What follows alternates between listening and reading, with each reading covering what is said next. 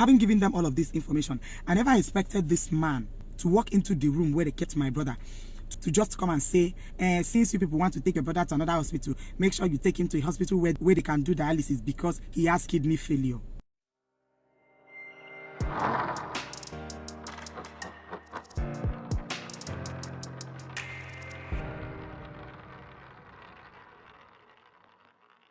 Hi guys, welcome back to my channel. My name is Sandra.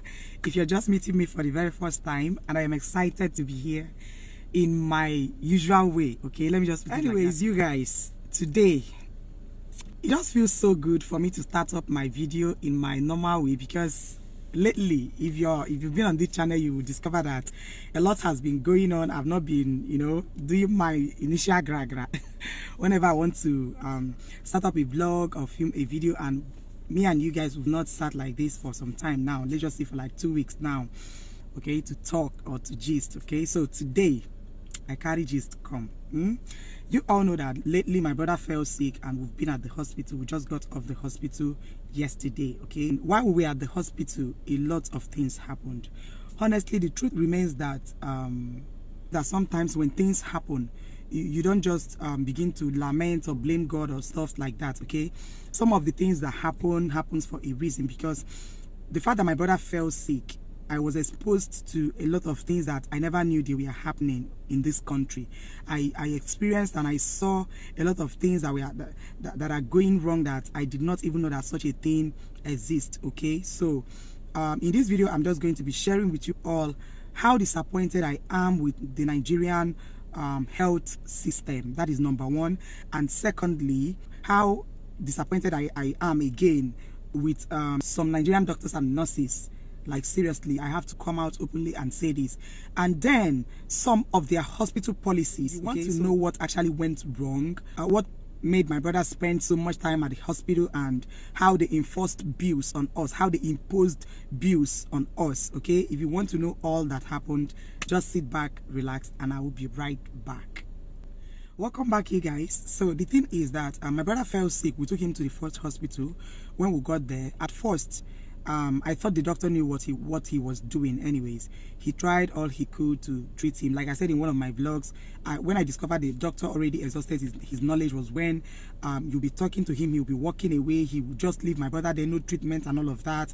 They'll just be walking away. When I also discovered that he does not know what to do again was when one of the nurses in that hospital called me to say, madam, please, the best thing you can do is to take your brother out of this hospital.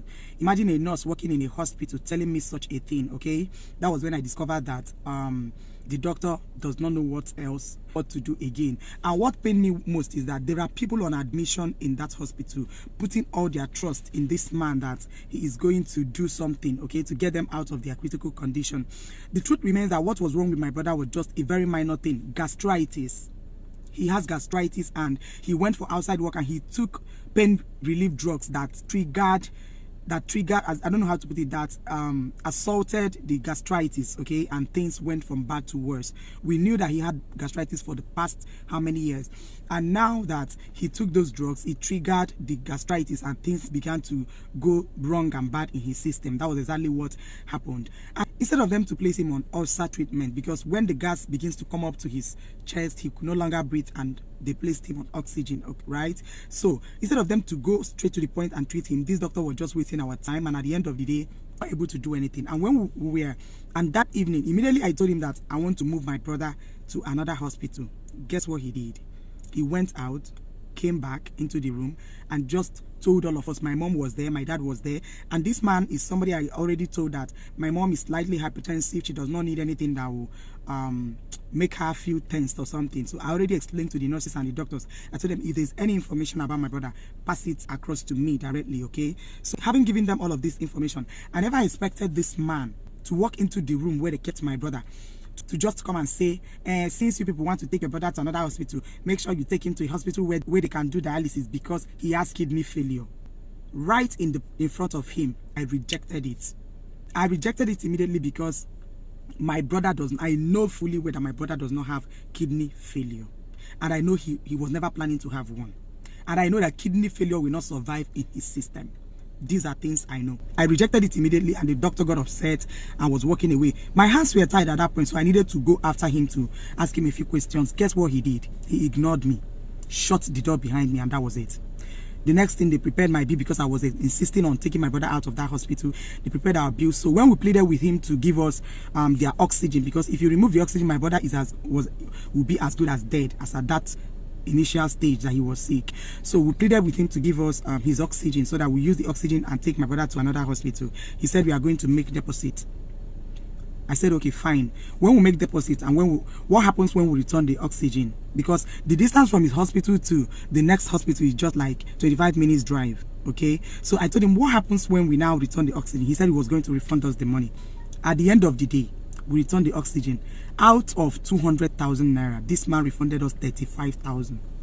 So it's wickedness to me. Honestly, this is height of inhumanity. This is height of wickedness. A medical doctor that is supposed to be saving lives, now using the opportunity to just, how do I put it, to exploit people. Let me just put it like that, because he exploited us. Anyways, that being said, when we brought my brother to the next hospital, we got admitted and all of that, and we were at the emergency ward. The next day, they moved us to the private ward, where they still placed him on oxygen for like 3 more days. So while we were there, they sell food in the hospital. That is the one I want to talk about. They sell food in the hospital. No, not like they sell food. They sell food in the hospital. There are people that bring food morning, afternoon, night. So when they bring the food, the kind of food that they bring is not what I can eat. It's not, let me just put it like that. So when they bring the food that we don't want, my brother has gastritis. He does not eat moi moi or egusi, all those things that trigger ulcer. So when they bring the food, I told them from the day one that we don't want food. We are not going to be taking the food, okay? That we don't want the food, that they should stop giving us food that I live around and I cook and bring to the hospital for my brother. You guys, to my greatest surprise, I never knew that whether you eat the food or not, the food will be included in your bill. I have never seen where this happens, even in a private hospital, let alone a government hospital. A government hospital. I have never seen where they impose food on people. See, the reason why this thing is paining me is because I can afford the food, and the bills they gave us with the food money inclusive, we paid comfortably. But what happens to those people in the general ward? Those people that could not afford to pay their bills, those people that were abandoned because they could not pay their bills, those people that are no longer receiving treatment because they could not pay their bills, those people that their family abandoned there because they don't have money to pay their bills. What happened to those people? I tried to make inquiries, and to my greatest surprise, I discovered that those same people, they still impose these bills on them. My goodness, that is the height of cruelty I have ever seen all my life. You see people that are struggling to survive. At a point, they will start giving them treatment, and at a point, their bills will accumulate so much that they will stop giving them treatment if they don't pay part of the bills. And yet, you still force the food on them. Give them the food, whether they eat it or not, you still charge them for the food. This is wickedness. Nigeria, which way?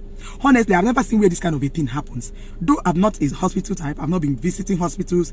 In fact, all my life, this is the very first time, apart from when I go to give birth, this is the very first time anyone close to me is being on admission. This is the very first time that somebody close to me is on admission, like admitted at the hospital like this. That's why you see all my family members, all of us just gathered here. And okay, now, why impose food on people? Why impose food on people? Like, when they brought the bill, it was like magic to me because I wasn't expecting it at all. And at the end of the day, I made inquiries and they said it is the hospital policy. Hospital policy that does not favor your patients. Hospital policy that, like I said earlier, I'm not bothered about people that can afford the bill. If anybody can afford that private ward, that simply means the person can afford the bill of that food. But what about those people in the general ward? What about them? What about those people that cannot boast of 5,000 naira? And you are imposing bills on them, bills of food on them on daily basis. On daily basis. This is height of wickedness. I have never seen this kind of a thing in my life. So seeing it now, it feels like, honestly, I could not help it. My mom was telling me, Sandra, don't make video. They will come for you. This, I told her, I will make a video. If it means this video getting to the ears of those people that are in charge of the health system in Nigeria, let them see what is going on. In a government hospital, food bills are being imposed on people. I am not bothered about myself. I repeat, But I am more concerned about people that are in that hospital, that their bills are already so accumulated that they can't even afford to pay. They've been there for months. It is wickedness. Honestly, I am so disappointed with Nigerian hospital policy, whatnot nonsense. It is so annoying. Am I to talk about the neglect from the nurses? Maybe when my brother will start having that gastritis, whatever, you go to call them. If you see how reluctant they will be, if you see how reluctant, even the doctors, I don't even care who sees this video, because at a point I had to lose it. At a point they were giving my brother drugs for what was not wrong with him. Because I did a little training at the pharmacy where I met NJ, I needed to raise alarm. I told the doctor that morning, my brother has gastritis. The symptoms he's having now is a symptom of gastritis. It is no longer a symptom that maybe there are some things in his system. So at this point, I believe you have to start giving him treatment for gastritis. The man said, I'm teaching him his job. For that, he will never come to this world again, blah, blah, blah. I told him, go to hell. I will treat my brother if you don't. We'll be managing this for years. We'll be managing it for years. So I will treat him if you don't. And after I had issues with him and I reported to one of the consultants, maybe they called him to come and start giving us treatment. That was the moment they referred us to endoscopy. They referred us to endoscopy 3 days before we left the hospital. You can imagine that, when we have already spent like 11 days there. When we have already spent like 9 days there. It is so disappointing that at this era and time, people's lives are being toyed with. So if I didn't raise alarm, they will not even run other tests. You're treating something and you know that you're not getting it. The treatment is not getting to the patient. Why not try and make more diagnoses? Why not try and find out more things? Am I to teach them their job? Okay, now when I try to correct them, the woman felt offended that I'm teaching them their job. Am I talking about the nurse, the callousness, the rudeness in the nurse? How rude they are. The way they will talk to you as if you are a piece of trash, as if that white they are wearing is angelic white. I don't even understand it. Anyways, you guys, I don't want to get upset because already this is in the past right now, because I already my brother is back home doing so well. There was nothing like kidney failure. He's already taking treatment for his gastritis, and we know that this can be treated outside the hospital. Imagine when a doctor from US called me to find out my brother's health condition. They refused that I will not see his file, I will not see his folder, that I cannot maybe see his lab results or anything. They refused. The woman wanted to see it, to see what is wrong with him, to see how she can step in. She's a medical doctor in America, but they refused us from seeing my own brother's lab results and everything. That is how reluctant, how nonchalant, how unserious they are.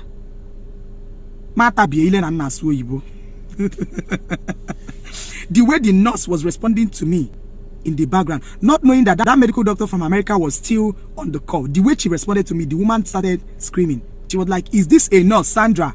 Are you trying to tell me that this person that just spoke to you in this manner is a nurse?